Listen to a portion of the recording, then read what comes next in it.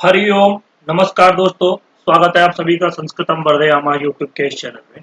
आज हम लोग इस वीडियो के अंदर में संस्कृत के जो प्रतियोगी परीक्षाओं के लिए अति महत्वपूर्ण विषय है, उसके अंदर में आज हम लोग अग्नि सूक्त के ऊपर में चर्चा करने वाले हैं। ये अग्नि सूक्त बहुत ही इम्पोर्टेंट जो हमारा टॉपिक है। तो अभी इसको पहले आपको दिखा देता हूँ, मैं सिलेबस दिखाता हूँ 25 कोड के नेट का। मैं हर बार सिलेबस दिखा देता हूँ क्योंकि हम किस तरीके से चल रहे हैं, क्या क्या कर रहे हैं, ये हमें हर बार पता लगता रहे। ठीक है ना। तो देखो, ये हमारा सिलेबस है। ये विश्वविद्यालय अनुदान आयोग, नेट ब्यूरो, ठीक है, 25 कोड, इसका पाठ्यक्रम। और इसमें हमारा पहला इकाई जो है वो पहला इकाई पूरा मैंने कंप्लीट करा दिया है। और आज मैं उसका एक प्लेलिस्ट बना दूंगा ताकि आप लोगों को सारी वीडियो एकत्र मिल जाए। इसमें पहले इकाई के वेदों के काल निर्णय के ऊपर में मेरा वीडियो आ गया है, उसके प्रश्नों के ऊपर में भी आ गया है, किस प्रकार के प्रश्न बनते हैं। संगीता साहित्य के ऊपर में भी वीडियो मैंने डाल दिया है। संवाद सूक्त के अंदर में पुरोरोबा, उर्वशी, यम यमी, शर्मापणी, विश्वामित्र नदी, इन चारों संवाद सूक्तों के ऊपर में वीडियो है। ब्राह्मण साहित्य के ऊपर में वीडियो है, आरण्यक साहित्य के ऊपर में वीडियो है, और वेदांग साहित्य के ऊपर में वीडियो कल रात में मैंने बनाया था। ठीक है। और आज वेदांग साहित्य के ऊपर में मैंने 35 प्रश्न भी जो पूछे थे उनके उत्तर भी बता दिए हैं। तो ये तो हमारा पहला इकाई अब हमारा यहाँ पे समाप्त हो चुका है। अब हम लोग इस वीडियो के माध्यम से दूसरे इकाई को शुरू कर रहे हैं। इनके दूसरे इकाई के अंदर में सबसे पहले वैदिक साहित्य का विशिष्ट अध्ययन। अब यहाँ से विशिष्ट अध्ययन शुरू होगा। तो निम्नलिखित सूक्तों का अध्ययन, निम्नलिखित सूक्त जो है इनमें से अग्नि सूक्त सबसे पहले ऋग्वेद के प्रथम मंडल के जो है प्रथम सूक्त है। तो अब इन जो ऋग्वेद का जो ये अग्नि सूक्त है, इस अग्नि सूक्त के ऊपर में हम ये इस वीडियो के अंदर में चर्चा करेंगे। ठीक है। तो चलो वीडियो शुरू करते हैं। देखिए, ये आपका डीएसएसबी के पीजीटी, टीजीटी और जो भी कॉम्पिटेटिव एग्जाम्स है उन सभी के लिए बहुत इंपॉर्टेंट है। डीएसएसबी के अंदर में भी बहुत बार प्रश्न अग्नि सूक्त से पूछा गया है। ठीक है। और ये 25 कोड के लिए तो इम्पोर्टेंट है ही क्योंकि उसके पाठ्यक्रम का हिस्सा है। और 73 कोड के लिए ज्यादा इम्पोर्टेंट नहीं है क्योंकि अग्नि सूक्त से इतना नहीं पूछा, लेकिन वैदिक साहित्य से इतिहास उसके अंदर में अग्नि सूक्त भी आ जाता है, तो पूछ सकते हैं। ठीक है। चलिए, और ये मेरा टेलीग्राम लिंक है। ठीक है, टेलीग्राम ग्रुप का लिंक है। इस ग्रुप को मैं डिस्क्रिप्शन बॉक्स में डाल दूंगा। और ये यहाँ पर क्लिक करके आप लोग टेलीग्राम ग्रुप में ज्वाइन हो जाइए। इस वीडियो की पीडीएफ मैं इस ग्रुप में प्रोवाइड करा दूंगा। और मैं जैसा कि मैंने पहले भी बताया कि मैं क्वेश्चंस पूछता रहता हूँ। अभी मैंने इस अग्नि सूक्त के ऊपर में प्रश्न नहीं पूछे, लेकिन वेदांग साहित्य के ऊपर मैंने 35 प्रश्न पूछे थे। अब मैं अग्नि सूक्त इन सब के ऊपर में सूक्तों के ऊपर में बाद में थोड़ा पहले पढ़ा दूं, उसके बाद मैं प्रश्न पूछूंगा ताकि आप लोगों को विषय पता रहे। फिर उसके बाद जब प्रश्न करें तो ज्यादा अच्छे से आप प्रश्न कर सके। ठीक है, क्योंकि अब विशिष्ट अध्ययन शुरू हो गया है सूक्त जो वेदों के साहित्य का। तो इस लिंक को जब मैं डिस्क्रिप्शन बॉक्स में डालता था सभी वीडियोस के, तो बहुत सारे मेरे को कमेंट आए कि सर लिंक नहीं खुल रहा है। हाँ, लिंक लिंक पे क्लिक कर रहे हैं लेकिन ज्वाइन नहीं हो पा रहे हैं। तो फिर मैंने अब क्या किया है कि ये वीडियो जो होगा इस वीडियो के कमेंट बॉक्स में मैं पिन कर दूंगा, तो सबसे ऊपर आपको ये लिंक मिलेगा, वहां पर आप क्लिक करके ज्वाइन हो सकते हैं। ठीक है ना। और ये संस्कृतम वर्धयामा का चैनल है, इसका भी लिंक मैं डिस्क्रिप्शन बॉक्स में डाल दूंगा। यहाँ से भी आप इस पे भी क्लिक करके आप चैनल में भी ज्वाइन कर सकते हैं, सब्सक्राइब कर सकते हैं। वहां पर आपको पीडीएफ, बुक, नोट्स, ये सारी चीजें यहाँ पर मिलेगी। और ये स्वप्न वासु दत्ता का चैनल है। ठीक है। इस स्वप्न वासु दत्ता के टेलीग्राम चैनल पे आपको स्वप्न वासु दत्तम के जो पूरा स्वप्न वासु दत्तम नाटक जो है, इस नाटक की सभी वीडियोस आपको उपलब्ध होंगी। उन वीडियोस को आप लोग डाउनलोड कर सकते हैं। ठीक है। चलिए, अब शुरू करते हैं। देखिए, अग्नि सूक्तम सबसे पहला है। अग्नि सूक्त ऋग्वेद के प्रथम मंडल का प्रथम सूक्त है, यानी कि सबसे पहला सूक्त है ऋग्वेद के। और ऋग्वेद कहा जाता है कि सबसे पहला साहित्य माना जाता है या सबसे पहला ग्रंथ माना जाता है। सबसे पहले ग्रंथ का सबसे पहला सूक्त जो है वो आपका अग्नि सूक्त है। ठीक है। और इसके ऋषि कौन है? मधुचंदा। मधुचंदा वैश्वामित्र इसके ऋषि हैं। ठीक है। और यह विश्वामित्र के पुत्र है। ठीक है, विश्वामित्र के पुत्र मधुचंदा ऋषि है। ठीक है। इसके देवता अग्नि है और इसका छंद जो है वो गायत्री है। अभी मैंने कल ही छंद के विषय में बताया था। गायत्री छंद के अंदर में 8 अक्षर होते हैं और वो उसमें 3 पाद होते हैं, ठीक है ना। तो 8 प्लस 8 प्लस 8 यानी कि 24 अक्षर इसमें, ठीक है। और इसी में ही 8 और मिला दोगे तो वो अनुष्टुप छंद हो जाएगा, उसमें 32 अक्षर हो जाएंगे, ठीक है। गायत्री छंद में 8-8 अक्षरों के 3 पाद या चरण होते हैं। इस प्रकार यह छंद 24 अक्षरों स्वरों का छंद होता है। अग्नि सूक्त में कुल 9 मंत्र हैं, ठीक है ना। कितने मंत्र है इसमें? 9 मंत्र हैं। इस प्रकार के प्रश्न भी पूछे जा सकते हैं। संख्या की दृष्टि से संपूर्ण वैदिक संस्कृत में इंद्र सूक्त, जो कि इंद्र के ऊपर में जो सूक्त है, इंद्र देवता के ऊपर में जो, वो 250 सूक्त, यानी कि सबसे ज्यादा सूक्त किसके ऊपर मिलते हैं? इंद्र के ऊपर में। उसके बाद में अग्नि, इसका 200 सूक्त का ही स्थान है, किंतु महत्ता की दृष्टि से अग्नि का सर्व प्रमुख स्थान है। स्वतंत्र रूप से अग्नि का 200 सूक्तों में स्तवन किया गया है।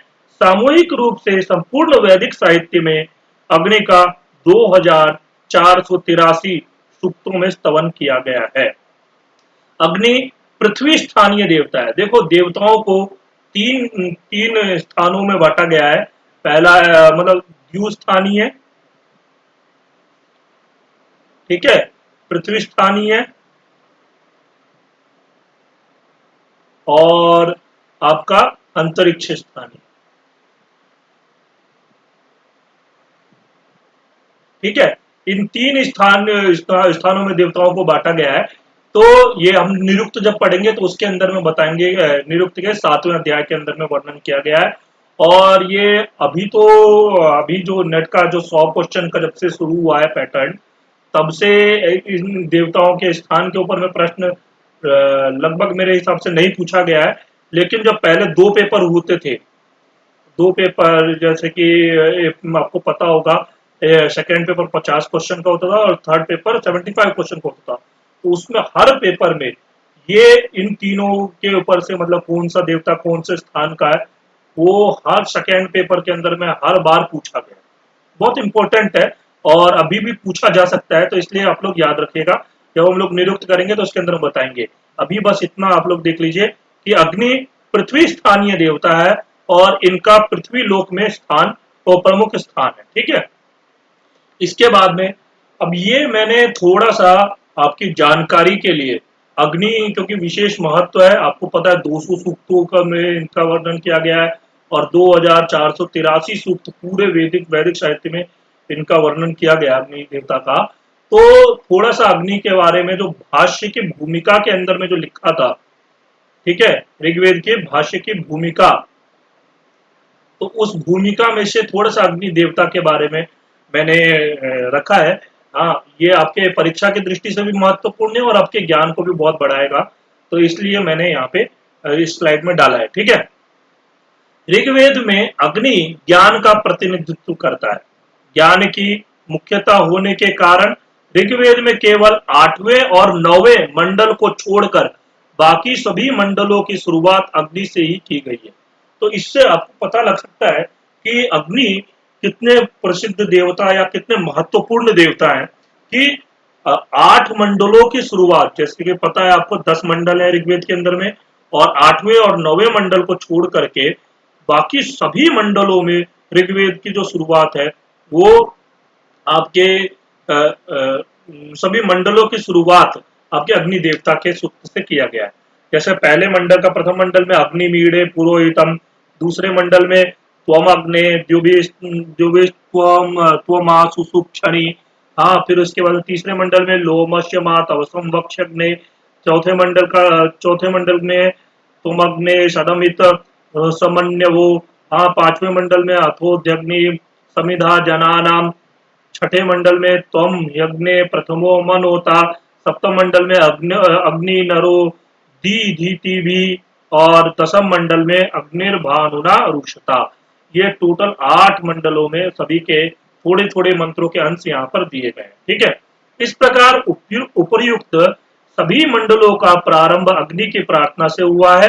अग्नि के सूक्तों के बाद इंद्र के सूक्त है। इंद्र कर्म शक्ति का प्रतिनिधि है, ठीक है। संभवतः सूक्तों की इस व्यवस्था में ऋषियों की यह मनीषा रही हो कि कर्म शक्ति का आधार ज्ञान शक्ति हो। कर्म ज्ञान से ही प्रेरित हो क्योंकि ज्ञान से प्रेरित कर्म ही शिव का उत्पादक होता है। केवल कर्म या ज्ञानहीन कर्म उद्धतता का जनक होकर समाज या राष्ट्र में अराजकता या अव्यवस्था का कारण बनता है। इसलिए इंद्र शक्ति को अग्नि शक्ति से नियंत्रित करने के लिए ही ऋग्वेद में अग्नि सूक्तों की प्राथमिकता दी गई है। यानी कि देखो, ये हो गया ज्ञान शक्ति, अग्नि के सूक्त जो होते हैं वो ज्ञान शक्ति हो गए, और ये हो गए कर्म शक्ति। तो अब देखो, कर्म शक्ति से पहले हमें ज्ञान शक्ति यानी कि ज्ञान के द्वारा हमें कर्म शक्ति पर नियंत्रण करना चाहिए।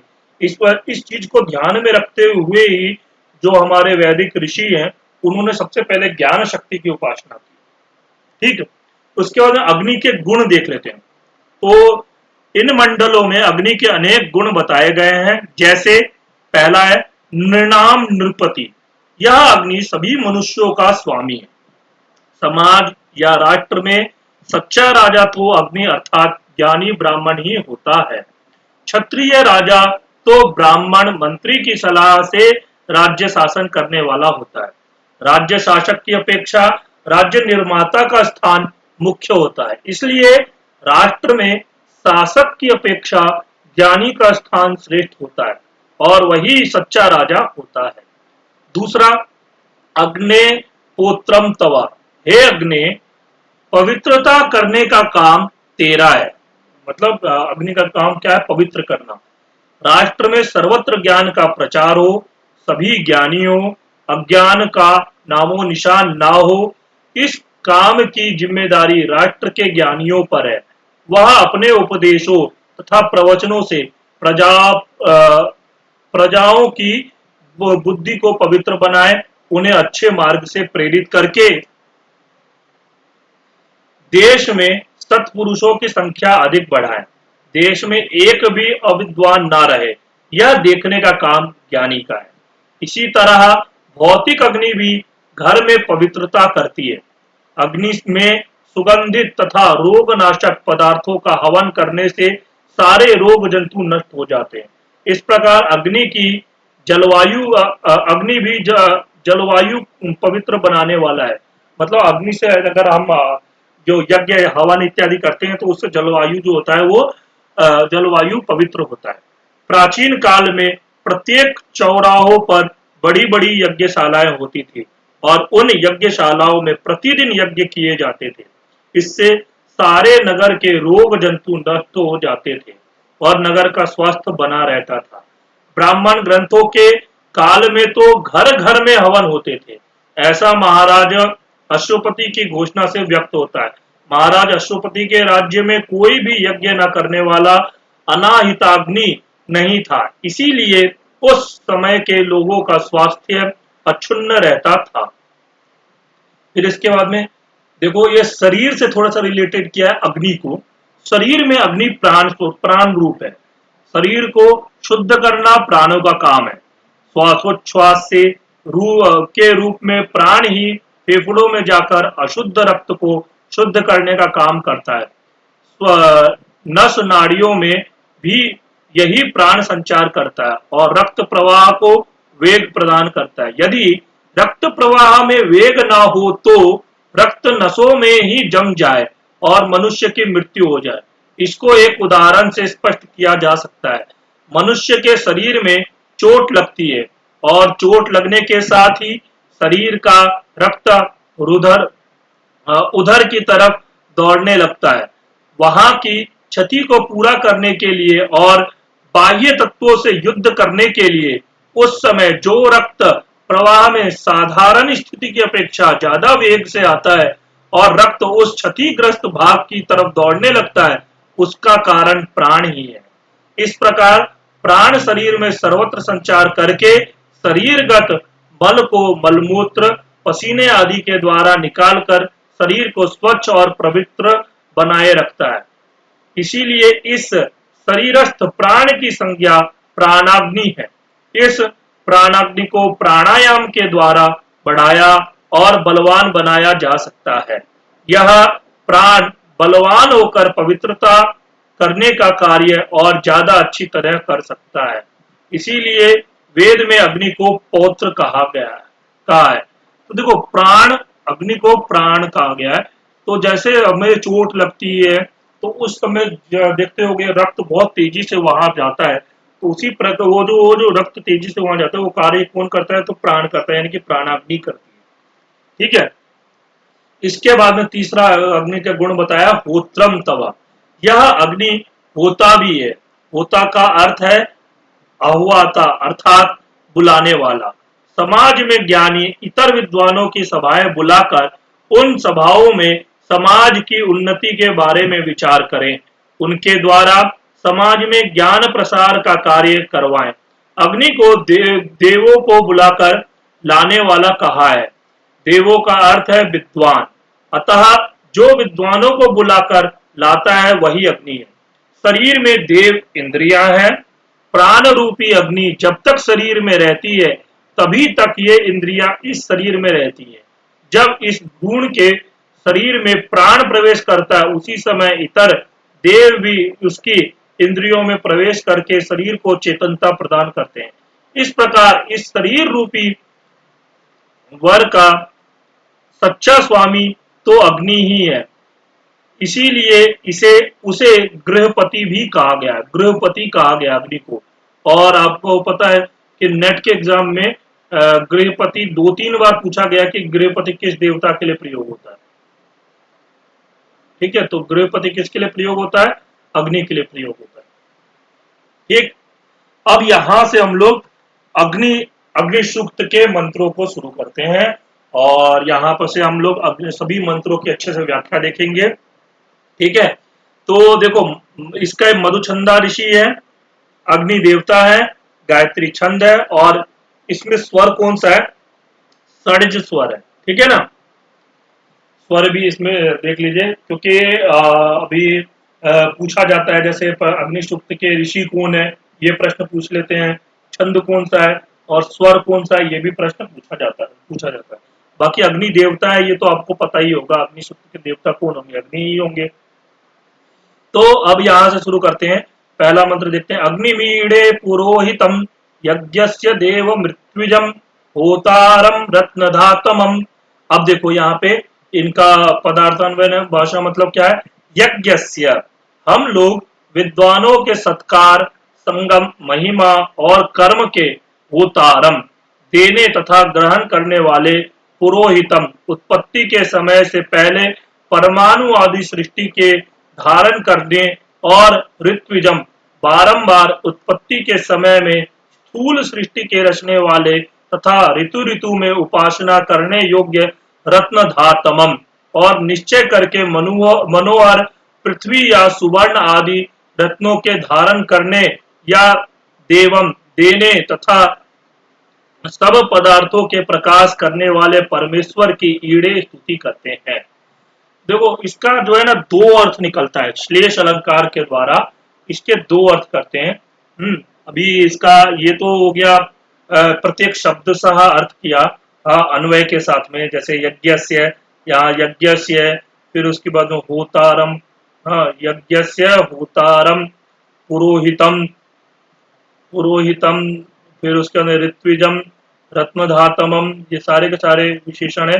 देवम ईड़े, ईड़े मतलब स्तुति करते हैं, कैसे किनके, होतारम पुरोहितम ऋत्विजम रत्नधातमम, उनके देवम स्तुति यज्ञस्य, उसके स्तुति करते हैं।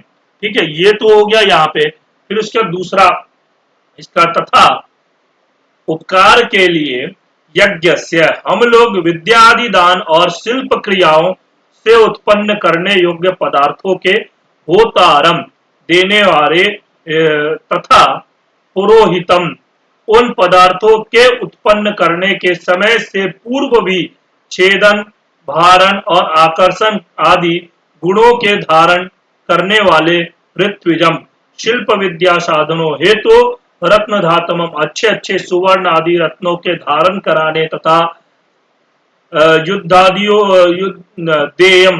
देवम युद्धादि को में कलायुक्त शस्त्रों से विजय कराने हारे भौतिक अग्नि की ईड़े बारंबार इच्छा करते हैं। अब यहाँ पे देखो बारंबार इच्छा करते हैं और वहां पर स्तुति करते हैं। वह आपको पता है श्लेष अलंकार में एक ही शब्द के दो अर्थ मतलब दो अर्थ निकलते हैं, तो वो जो है ना ये आपके दो अर्थ निकलेंगे इससे। ठीक है, और इसमें अग्नि सूक्त के अंदर में बहुत सारे मंत्रों के अंदर में श्लेष अलंकार का प्रयोग किया गया है। ठीक है, अब देखते हैं निरुक्तकार यास्क मुनि जी ने भी ईश्वर और भौतिक पक्षों को अग्नि शब्द की भिन्न भिन्न व्याख्या करके सिद्ध किया है। तो संस्कृत में यथावत देख लेना चाहिए, परंतु सुगमता के लिए कुछ संक्षेप में यहां भी कहते हैं। यास्क मुनि जी ने स्थौलाष्टीवी ऋषि के मत से अग्नि शब्द का अग्रणी सबसे उत्तम अर्थ किया है, अर्थात जिसका सब यज्ञों में पहले प्रतिपादन होता है वह सबसे उत्तम ही है। इस कारण अग्नि शब्द से ईश्वर तथा दाह गुण वाला भौतिक अग्नि इन दो ही अर्थों का ग्रहण होता है। ठीक है, अब इसके भावार्थ को देखते हैं। इस मंत्र में श्लेषालंकार से दो अर्थों का ग्रहण होता है। पिता के समान कृपाकारक परमेश्वर सब जीवों के हित और सब विद्याओं की प्राप्ति के लिए कल्प कल्प के आदि में वेद का उपदेश करता है। जैसे पिता व अध्यापक अपने शिष्य व पुत्र को शिक्षा करता है कि तू ऐसा कर व ऐसा वचन कह, सत्य वचन बोल इत्यादि शिक्षा को सुनकर बालक व शिष्य भी कहता है कि सत्य बोलूंगा, पिता और आचार्य की सेवा करूंगा, झूठ ना कहूंगा। इस प्रकार जैसे परस्पर शिक्षक लोग शिष्यों व लड़कों को उपदेश करते हैं, वैसे ही अग्निमीड़े इत्यादि वेद मंत्रों में भी जानना चाहिए, क्योंकि ईश्वर ने वेद सब जीवों के उत्तम सुख के लिए प्रकट किया है। इसी अग्निमीड़े वेद के उपदेश का परोपकार फल होने से इस मंत्र में ईड़े यह उत्तम पुरुष का प्रयोग भी है। ईड़े पता है आपको, उत्तम पुरुष का प्रयोग है। फिर इसके बाद अग्निमीड़े परमार्थ और व्यवहार विद्या की सिद्धि के लिए अग्नि शब्द करके परस्पर शब्द करके परमेश्वर और भौतिक ये दोनों अर्थ लिए जाते हैं।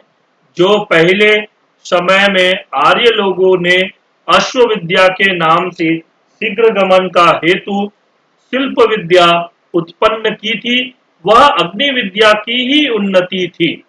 आप ही अब आ, आप ही आप प्रकाशमान सबका प्रकाश और अनंत ज्ञानवान आदि हेतुओं से अग्नि शब्द करके परमेश्वर तथा रूप दाह प्रकाश वेग छेदन आदि गुण और शिल्प विद्या के मुख्य साधक आदि हेतुओं से प्रथम मंत्र में भौतिक अर्थ का ग्रहण किया है। प्रथम मंत्र के अंदर में भौतिक अर्थ का ग्रहण किया गया है।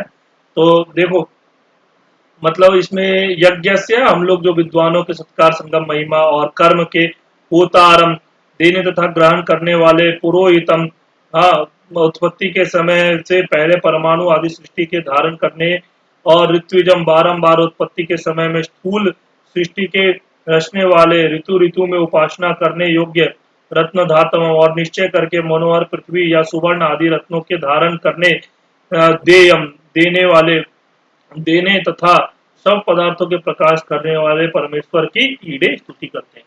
ये इस प्रकार, और यहाँ पे बारंबार इच्छा करते हैं हम लोग। ये दोनों अर्थ मैंने समझा दिया है। अब हम लोग आगे चलते हैं मंत्र संख्या दूसरे पर। ठीक है, अग्नि पूर्वे ऋषिभिर रेड्यो नूतने रुत स देवा एह वक्षति।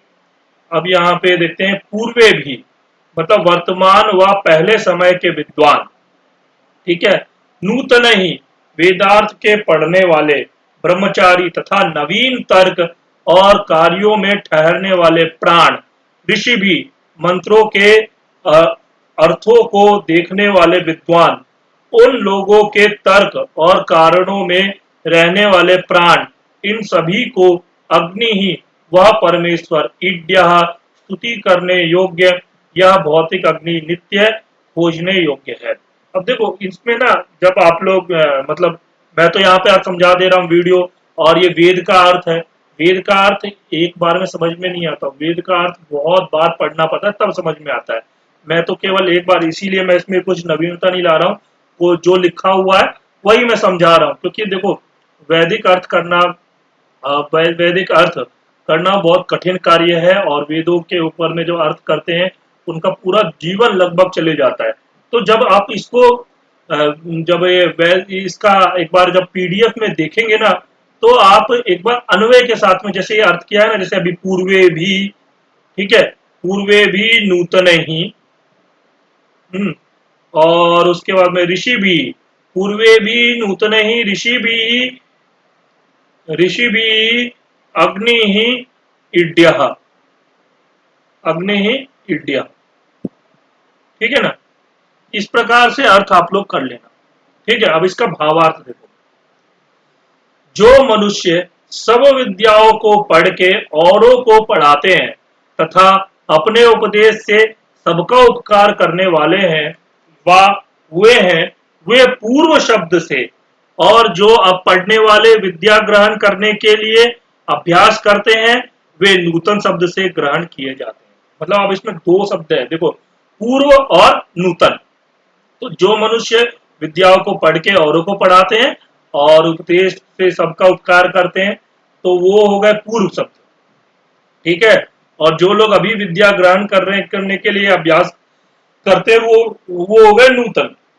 और वे सब पूर्ण विद्वान शुभ गुण सहित होने पर ऋषि कहते हैं, क्योंकि जो मंत्रों के अर्थों को जाने हुए धर्म और विद्या के प्रचार अपने सत्योपदेश से सब पर कृपा करने वाले निष्कपट पुरुषार्थी, धर्म के सिद्ध होने के लिए ईश्वर की उपासना करने वाले और कार्यों की सिद्धि के लिए भौतिक अग्नि के गुणों को जानकर अपने कामों को सिद्ध करने वाले होते हैं, तथा प्राचीन और नवीन विद्वानों के तत्व जानने के लिए युक्ति प्रमाणों से सिद्ध तर्क और कारण का कार्य जगत में रहने वाले जो प्राण है, इन सब से ईश्वर और भौतिक अग्नि का अपने अपने गुणों के साथ खोज करना योग्य है।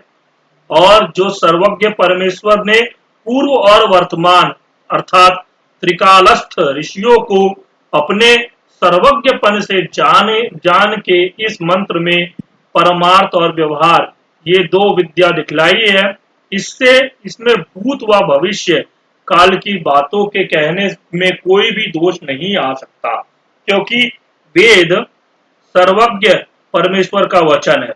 वह परमेश्वर उत्तम गुणों को तथा भौतिक अग्नि व्यवहार कार्यों में संयुक्त किया हुआ उत्तम उत्तम भोग के पदार्थों का देने वाला होता है।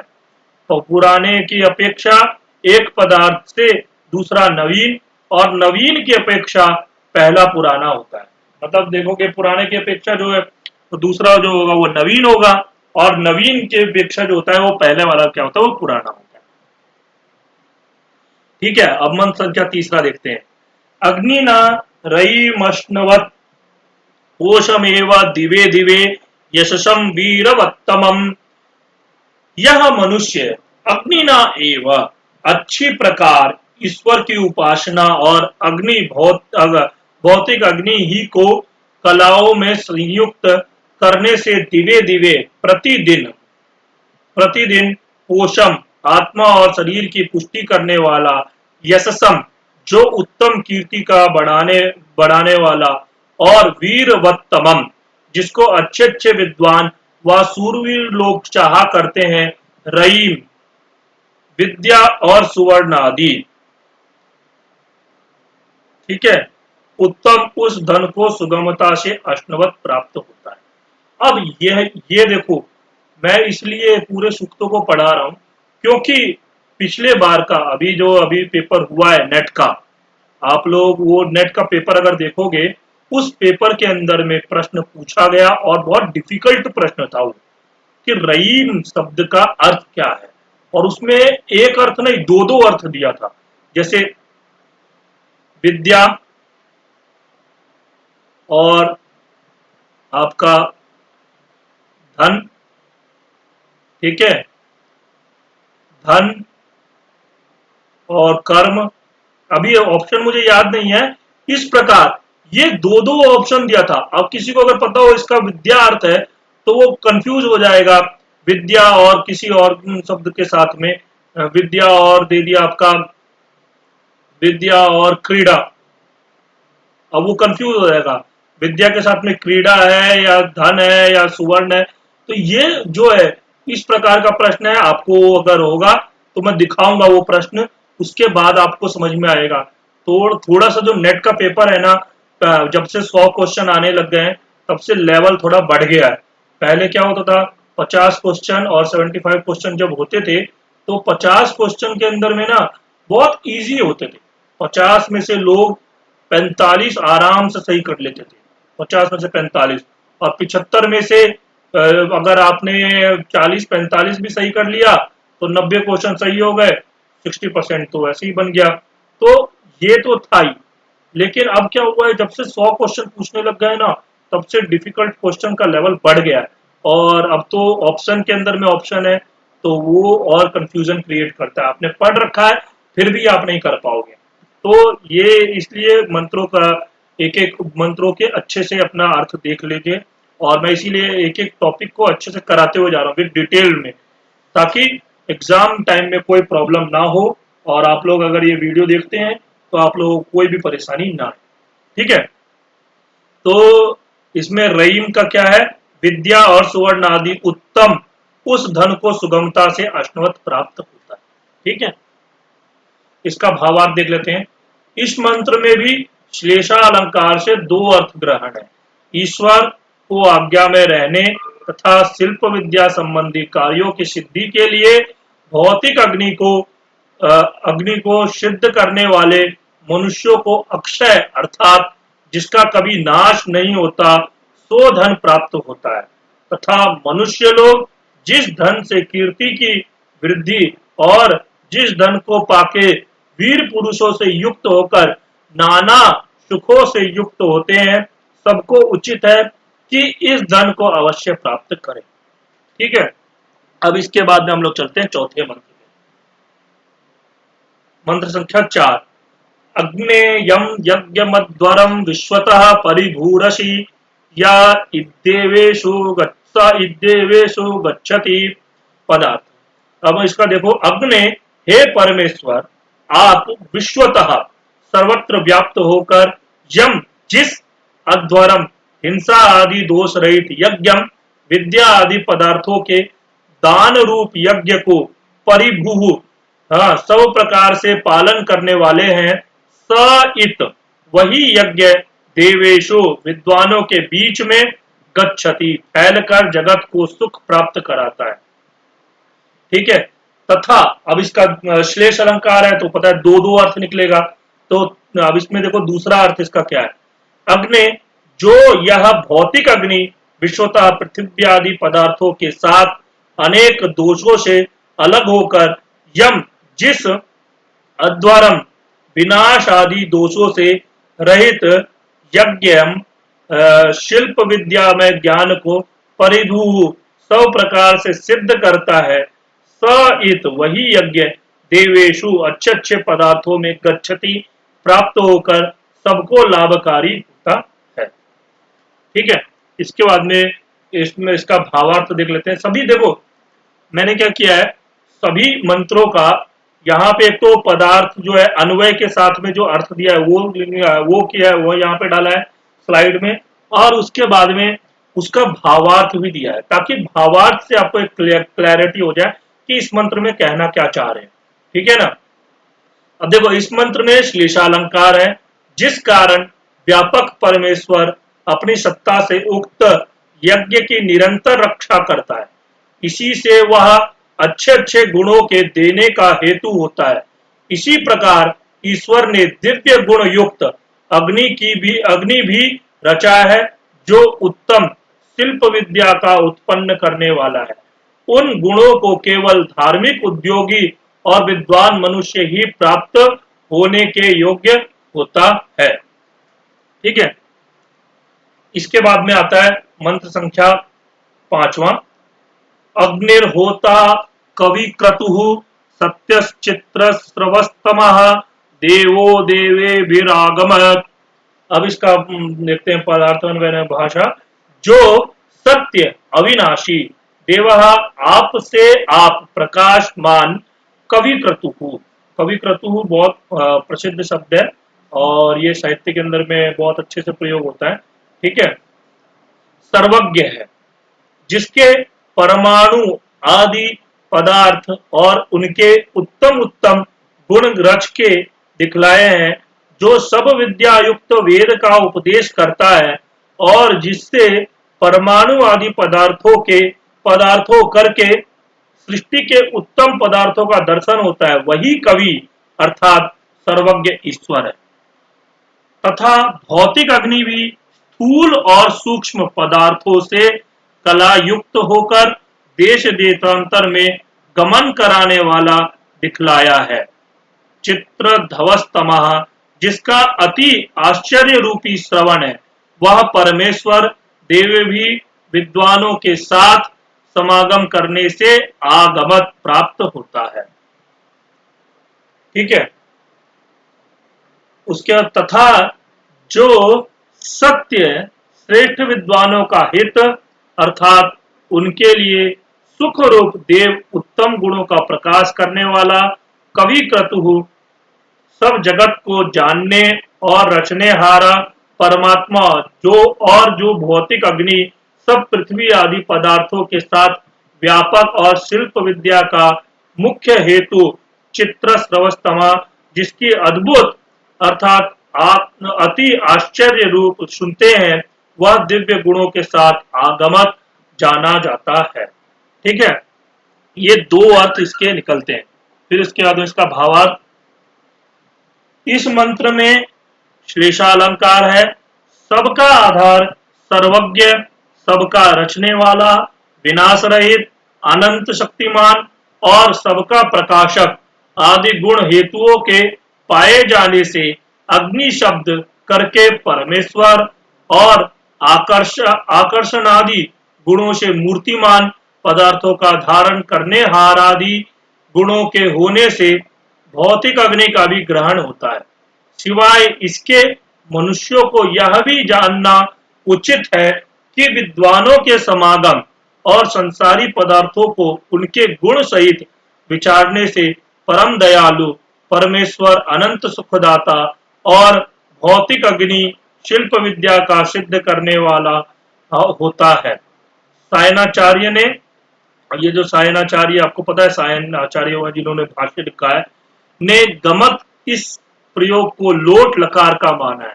तो यह उनका व्याख्यान अशुद्ध है, क्योंकि इस प्रयोग में छंदसी लुंग यह सामान्य काल बताने वाला सूत्र वर्तमान है। ठीक है ना। यहाँ पे छंदसी लुंग होगा, लेकिन सायनाचार्य ने लोट लकार माना है। अब ये तो अब मतलब ये जो आचार्य है कौन, ये मतलब कौन सा आचार्य है ये आपके जो बोल रहे हैं सायनाचार्य ने गलत गलत कहा है, अशुद्ध कहा है, वो है आपके सातवलेकर। ठीक है ना। इसके बाद में आता है आपका मंत्र संख्या 6। यद्रिंग दाशुषे त्वमग्ने भद्रम करिष्यसि तवे तत्सत्यम अंगिरा। हे अंगिरा, ब्रह्मांड के अंग पृथ्वी आदि पदार्थों को प्राण रूप और शरीर के अंगी को अंतर्यामी रूप से में रस रूप होकर रक्षा करने वाले होने से यहाँ अंगिर शब्द से ईश्वर लिया है। अंग के अंग हे सबके मित्र अग्नि परमेश्वर, यह जिस हेतु से आप दासु से निर्लोभता से उत्तम उत्तम पदार्थों के दान करने वाले मनुष्य के लिए भद्रम कल्याण जो कि शिष्ट विद्वानों के योग्य है उसको करिष्यसि करते हैं, वो सो यह लभे यह तवेत आपका आप ही का सत्यम सत्य व्रत शील है। तवेतत, यह तवेत आप ही का सत्यम सत्य व्रतशील है। ठीक है, अब इसका भावार्थ देख लेते हैं। जो न्याय, दया, कल्याण और सबका मित्र भाव करने वाला परमेश्वर है, उसी की उपासना करके जीव इस लोक और मोक्ष के सुख को प्राप्त होता है, क्योंकि इस प्रकार सुख देने का स्वभाव और सामर्थ्य केवल परमेश्वर का है, दूसरे का नहीं। जैसे शरीरधारी अपने शरीर को धारण करता है, वैसे ही परमेश्वर सब संसार को धारण करता है, और इसी से यह यथावत संसार की यथावत रक्षा और स्थिति होती है। इसके बाद मंत्र संख्या 7वां। ओपत्वाग्ने दिवे दिवे दोपावस्तर्धिया वयम नमो भरंत एमसी। अब इसका देखो पदार्थन में है, भाषा है। अग्ने, हे राव के उपासना करने योग्य परमेश्वर, हम लोग दिवे दिवे अनेक प्रकार से विज्ञान होने के लिए धिया अपनी बुद्धि और कर्मों से आपकी भरंतः उपासना को धारण और दोषावस्था रात्रि दिन में निरंतर नमः नमस्कार आदि करते हुए उपयमसी आपके शरण को प्राप्त होते हैं। ठीक है, अब इसका भावार्थ। हे सबको देखने और सब में व्याप्त होने वाले उपासना के योग्य परमेश्वर, हम लोग सब कामों के करने में एक क्षण भी आपको नहीं भूलते।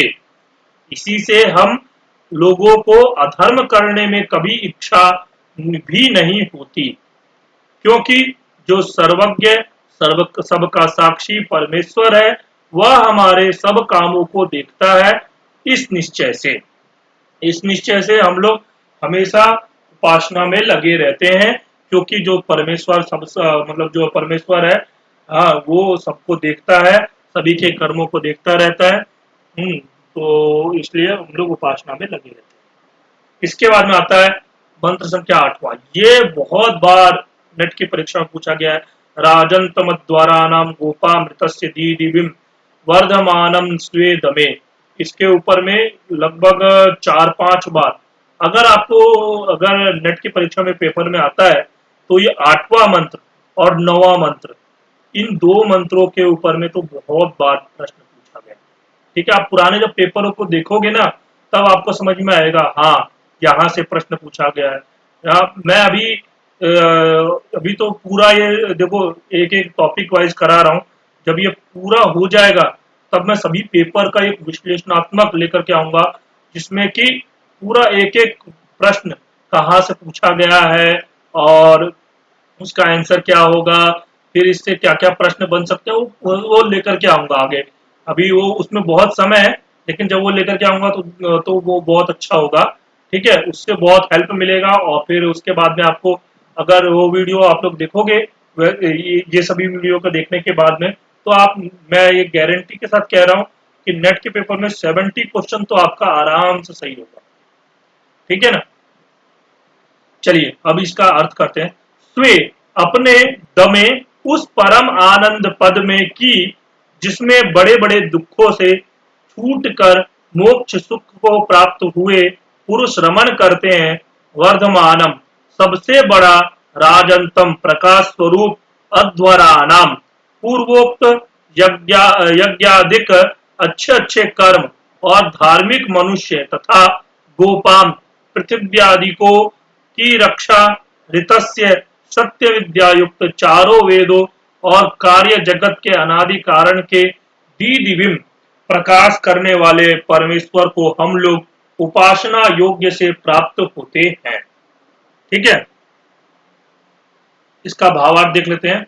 जैसे विज्ञान और अज्ञान आदि दोष रहित परमात्मा अपने अंतर्यामी रूप से सब जीवों को सत्य का उपदेश तथा श्रेष्ठ विद्वान और सब जगत की रक्षा करता हुआ अपनी सत्ता और परम आनंद में प्रवृत्त हो रहा है, वैसे ही परमेश्वर के उपासक भी आनंदित वृद्धि युक्त होकर विज्ञान में विहार करते हुए परम आनंद रूप विशेष फलों को प्राप्त होते हैं। ठीक है, तो परम आनंद रूप विशेष फलों को प्राप्त होते हैं। इसके बाद में ये है प्रश्न संख्या 9। स नः पितेव शूनवेग्ने शुपायनो भव स्वचस्व न स्वस्तये। आप लोग ये मंत्र भी देखेंगे ना, तो कभी कभी एग्जाम के अंदर में इस प्रकार का प्रश्न भी पूछ लेते हैं। जैसे आपको इतनी पंक्ति दे दी, ठीक है, और सुपायनो भवा इसके आगे प्रश्न इसके आगे डैश डैश कर दिया। अब उसमें आपको डैश डैश में भी नीचे 4 ऑप्शन दे दिया, तो आपको सुपायनो भवा ये ऑप्शन में होगा, तो आपको ये उसमें से छांटना होगा। तो इस प्रकार आपको मंत्र भी देखते रहना चाहिए, क्योंकि मंत्र क्या होंगे कि मंत्र से फिल इन द ब्लैंक्स बन जाते हैं। और ये ज्यादातर जो है, ये डीएसएसबी का जो पिछली बार पीजीटी का एग्जाम हुआ था, डीएसएसबी का पीजीटी का एग्जाम जो हुआ था अभी पिछले साल जो हुआ था, उस एग्जाम के अंदर में बहुत प्रश्न ऐसे पूछे गए थे, मंत्रों की आधी पंक्ति दे करके आधी पंक्ति को फिल इन द ब्लैंक्स में डाल दिया था। तो इस प्रकार के प्रश्न भी नेट में भी 2-3 बार पूछे गए हैं। हाँ, तो आप लोग मंत्र को भी देखते रहिएगा। वैसे मैंने ये सारे मंत्र यहाँ पे इसीलिए मैं सभी मंत्र के साथ में व्याख्या करते हुए जा रहा हूँ, क्योंकि क्या होता है कि सामान्य ज्ञान तो सब ले लेते हैं, लेकिन जब अंदर से प्रश्न पूछ लेते हैं तो करना मुश्किल हो जाता है। सामान्य ज्ञान भी आपको पता लग गया कि 200 सूक्त है, मधुचंदा ऋषि है, ये सारी चीजें पता लग गई, और मंत्रों को भी आपने एक बार देख लिया है, तो एग्जाम में कभी गलत नहीं होगा। ठीक है, अब चलते हैं आगे।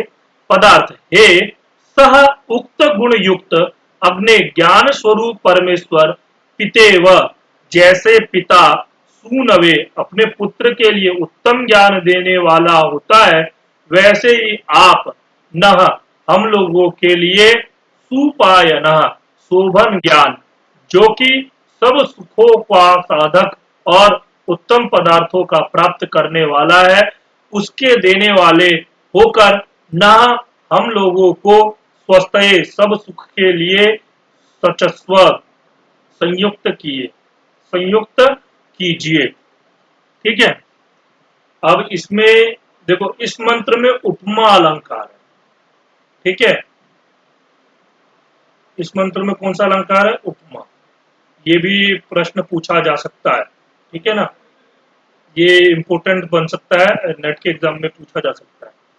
सब मनुष्यों को उत्तम प्रयत्न और ईश्वर की प्रार्थना इस प्रकार से करनी चाहिए कि हे भगवान, जैसे पिता अपने पुत्रों की अच्छी प्रकार पालन करके और उत्तम उत्तम शिक्षा देकर उनको शुभ गुण और श्रेष्ठ कर्म करने योग्य बना देता है, वैसे ही आप हम लोगों को शुभ गुणों और शुभ कर्मों में युक्त सदैव कीजिए।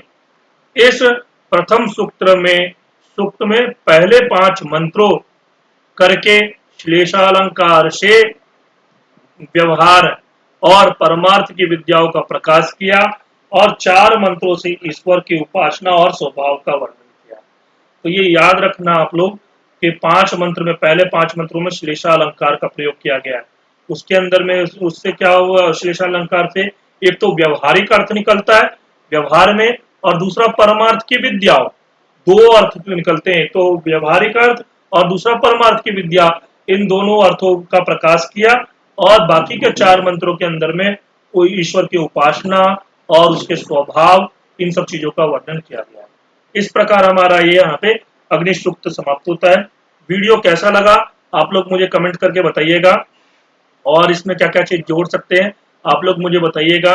ठीक है, अगर अच्छा लगा होगा तो आप लोग लाइक कर दीजिएगा, और जो लोग पहली बार देख रहे हैं वो चैनल को सब्सक्राइब जरूर कर लीजिए, क्योंकि आगे इस पे अभी तो शुरुआत है, आगे इसमें धीरे धीरे करके अभी और बहुत सारे मतलब वीडियोज आएंगे, और मतलब अगर रहा विघ्न बाधा नहीं आए तो पूरा सिलेबस यहाँ पे कंप्लीट कराया जाएगा, एक एक टॉपिक को अच्छे से कंप्लीट कराया जाएगा।